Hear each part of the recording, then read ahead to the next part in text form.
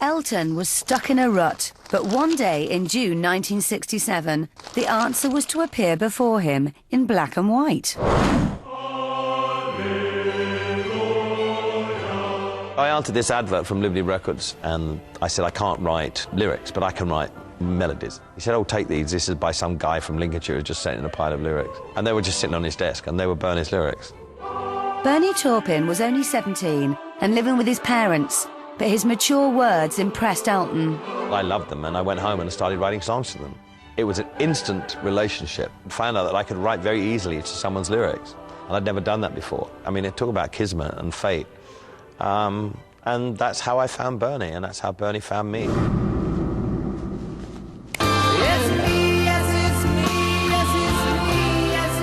We started living together at my parents' apartment. We just combined all our resources and just bought records and just listened to them. And it was the start of the most incredible fun for me, because I had someone in my life who I could relate to and had, bounce off.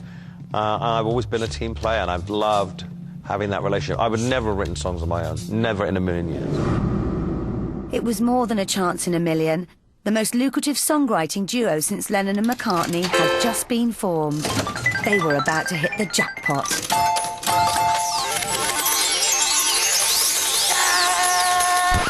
But there was just one obstacle. The name, Reginald Kenneth Dwight? Not exactly rock and roll.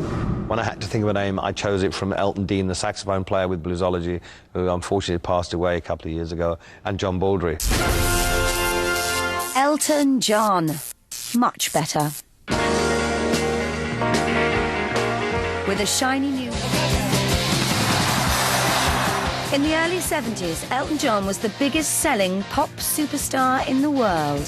He had a record 7 #1 albums in a row. We had a top 40 single every year for like 35 years in a row, which I don't think will ever be beaten.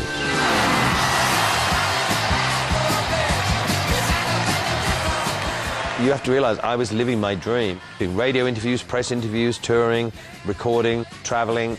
None of it was a problem for me, because I was meeting people that I couldn't believe I was meeting, and, I was just enjoying every single minute of it. Starship One was a Boeing 707. Had an organ on the plane, a bedroom, a bathroom. I mean, it was ridiculous. Way to go, baby. Couldn't believe it. I mean, this whole plane, which took everybody. It was a lot of fun. I remember being on it once, though, when I was in a shitty mood, and it was my birthday. And I don't know why I was in a shitty mood, but I was. When I was sulking up front. People kept coming up to me saying, Elton, come up to the organ.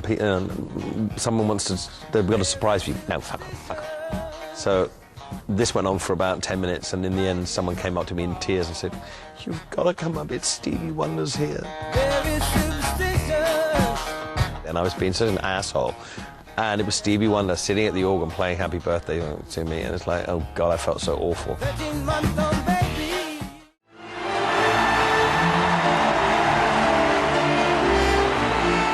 At the age of 25, Elton was a global megastar and feted by the world's press. And, unsurprisingly, there was one question every reporter was dying to ask the flamboyant singer.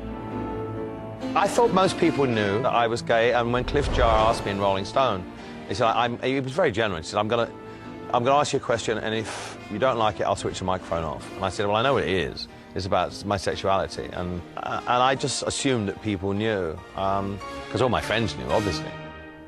In the article, Elton revealed he was bisexual, a huge taboo in 1976. I didn't really think twice about it. I wasn't afraid to. I didn't come out beforehand because I just didn't think it was that important. Obviously, it was an important step for me to take, because after I said it, I was very relieved, and I didn't have to hide. Elton's shock revelation caused a brief tabloid backlash. But, for most, the article was simply stating something they already knew. The unthinkable happened. A cute German tape operator called Renate Blauel caught his eye, and he fell in love, shocking his friends by announcing his engagement. They may have been laughing, but it was no joke. On Valentine's Day 1984, Elton took the plunge and married Renata at Darling Point in Sydney. I wanna kiss the bride, yeah.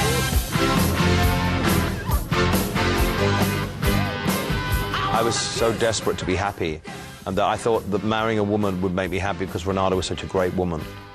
In November '88, Elton and Renata finally divorced. She's the classiest woman I've ever met, and I do love her desperately, but it wasn't to be. I was living a lie, and you know, she would be very happy to be still married to me because she loved me so much, and I loved her. But it wasn't the right decision to make. It's just I really preferred to be honestly with a man.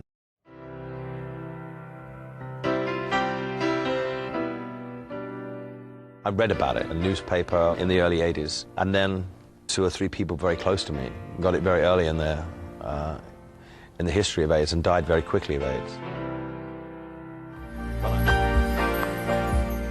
I was in a throat specialist somewhere in New York, and I picked up Newsweek, and I read about Ryan White, who was a schoolboy who was infected by a blood transfusion. Elton's financial help couldn't slow the deterioration of Ryan's health. In 1990, he rushed to visit his young friend for a final time.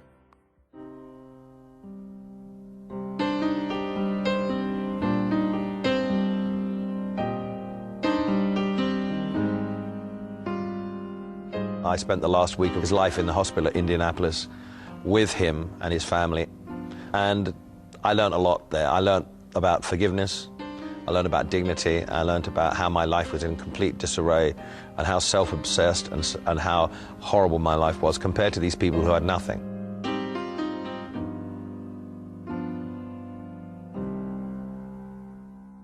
Ryan died of pneumonia on the 8th of April 1990.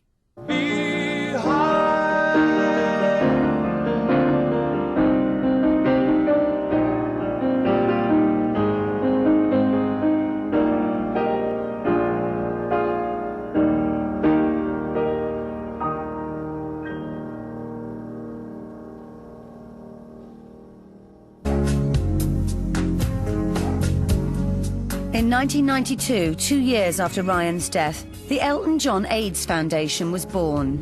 I started by giving royalties away from records, singles. Sacrifice, I think, was the first one. The whole point, to be brutal, is to raise the money. Through the years that we've been going, we've now raised over $130 million, and we've distributed a lot of that money to 50-odd countries around the world. No more of your dog.